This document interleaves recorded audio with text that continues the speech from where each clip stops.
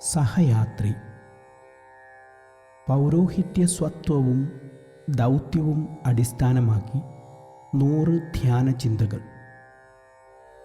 അവതരണം father Henry പട്ടരുമഠത്തിൽ SJ.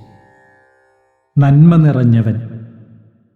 സഹോദരരെ, നന്മ ചെയ്യുന്നതിൽ നിങ്ങൾക്ക് മടുപ്പ് തോന്നരുത്.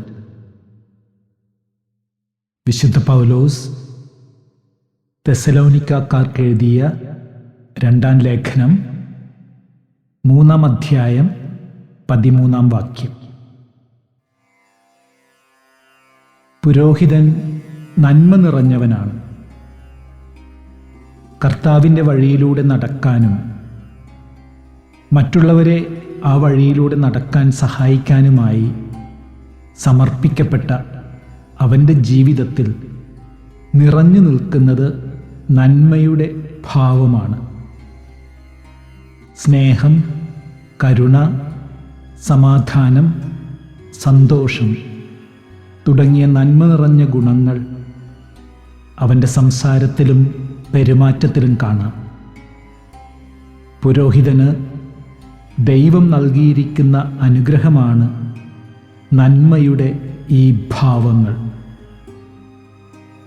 അവൻ്റെ അടുത്തു വരുന്നവർ പ്രത്യക്ഷമായും പരോക്ഷമായും അവനിലെ ഈ നന്മ അനുഭവിക്കുന്നു.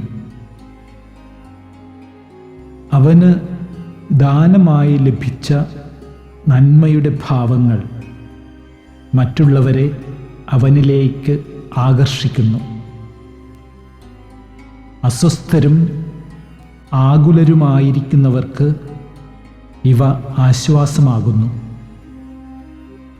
അവനോട് സംസാരിക്കുമ്പോൾ, അവൻ്റെ അടുത്തിരിക്കുമ്പോൾ, അവൻ്റെ വാക്ക് കേൾക്കുമ്പോൾ എന്തോ ഒരു പ്രത്യേക സന്തോഷവും ആശ്വാസവും ഉള്ളിൽ അനുഭവപ്പെടുന്നതായി ആളുകൾ പറയാറുണ്ട്.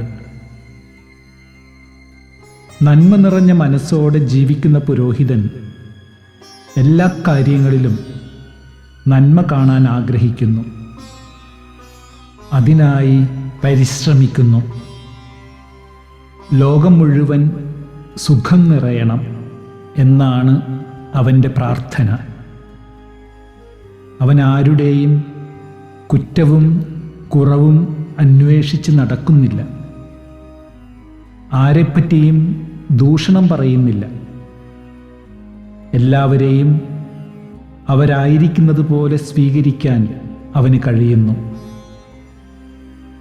മറ്റുള്ളവർക്ക് ദോഷമായേക്കാവുന്ന വാക്കോ പ്രവൃത്തിയോ അവൻ്റെ പക്കൽ നിന്ന് വരുന്നില്ല. അവനിലെ പ്രകാശത്തിൽ നിന്ന് മറ്റുള്ളവരിലെ പ്രകാശത്തിലേക്ക് അവൻ നോക്കുന്നു. മറ്റുള്ളവർക്ക് നന്മ ചെയ്യുന്നത് അവന് ഒരാവേശമാണ്.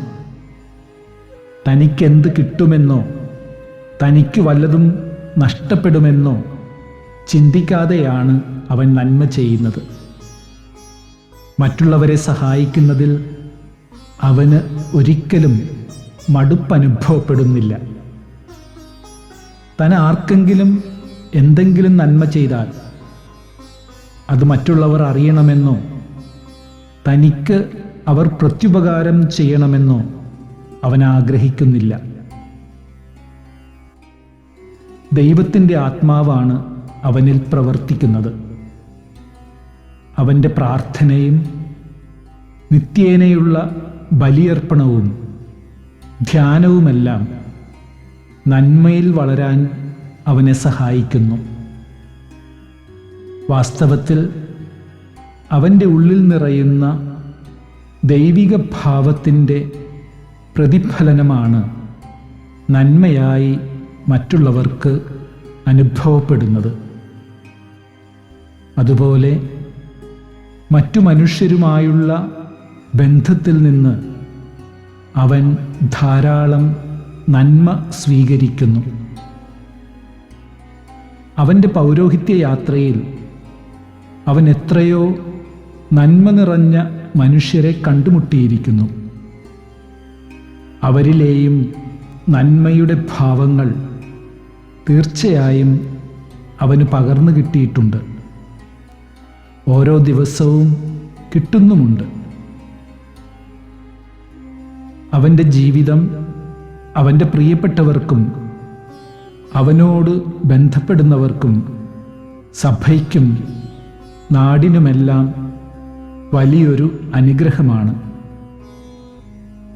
ഇപ്രകാരം നന്മ നിറഞ്ഞ പുരോഹിതനെ സുഹൃത്തായും പ്രിയപ്പെട്ടവനായും ലഭിച്ചിരിക്കുന്നവർ അവനിൽ ഏറെ അഭിമാനിക്കുന്നു. അവനെ ഓർത്ത് ദൈവത്തിനു നന്ദി പറയുന്നു. അവനോടൊത്ത് കർത്താവിൻ്റെ വഴിയിലൂടെ യാത്ര ചെയ്യുന്നു. ധ്യാനം. സ്വസ്ഥമായിരുന്ന് എൻ്റെ പൗരോഹിത്യ യാത്രയിൽ ഞാൻ കണ്ടുമുട്ടിയിരിക്കുന്ന ഏതാനും നന്മ നിറഞ്ഞ വ്യക്തികളെ മനസ്സിലോർക്കുക. അവരെ ഓർത്ത് ദൈവത്തിന് നന്ദി പറയുക. ദൈവം എൻ്റെ ജീവിതത്തിൽ നൽകിയിരിക്കുന്ന നന്മയുടെ ഭാവങ്ങൾ ഏവയെന്ന് നോക്കുക. അവ എങ്ങനെയാണ് എൻ്റെ പൗരോഹിത്യ ദൗത്യത്തിൽ പ്രതിഫലിക്കുന്നതെന്ന് കാണുക. എല്ലാത്തിനും ദൈവത്തിന് നന്ദി പറഞ്ഞുകൊണ്ട് നിരന്തരം നന്മയിൽ വളരാനുള്ള കൃപയ്ക്കായി യാചിക്കുക.